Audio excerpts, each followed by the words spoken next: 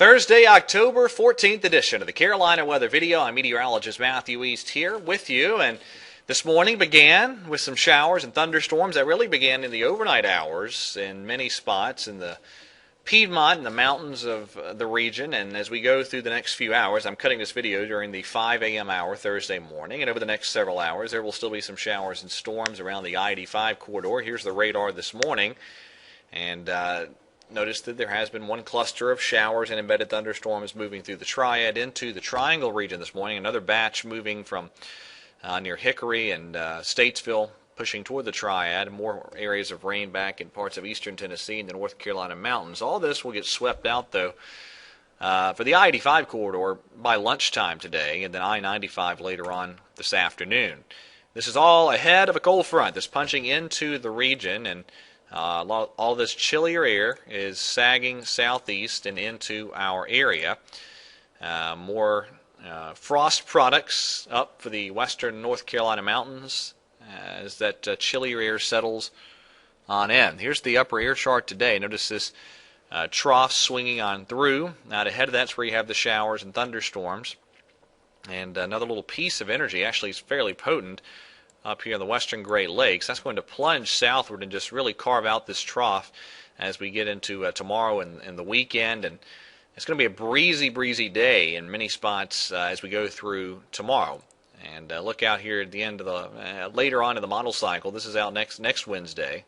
Actually, this is Thursday morning, 2 a.m. next week. And still some disagreement with the specifics later next week.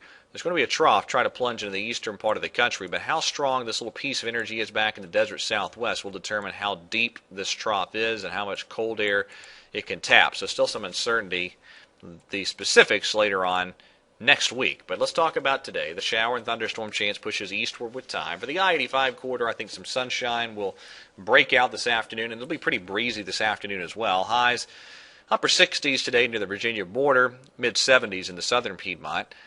As we go on into tomorrow, here you go. This is Friday. Breezy days. You have this low that's really going to crank close to the New England coast. There'll be some pretty decent snow in some mountainous areas of the New England states, and a lot of wind energy on the backside of this system. And it's going to be a breezy day. We could see some wind gusts over 30 miles an hour in the Piedmont, maybe over 50 miles an hour or so up in the mountains.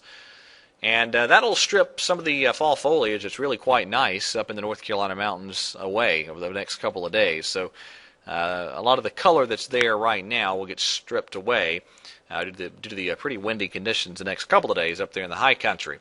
But a delightful weekend's on tap. Saturday looks magnificent. Highs upper 60s to around 70. Morning lows beginning tonight, dropping well down into the 40s again, and that'll be that way all weekend long.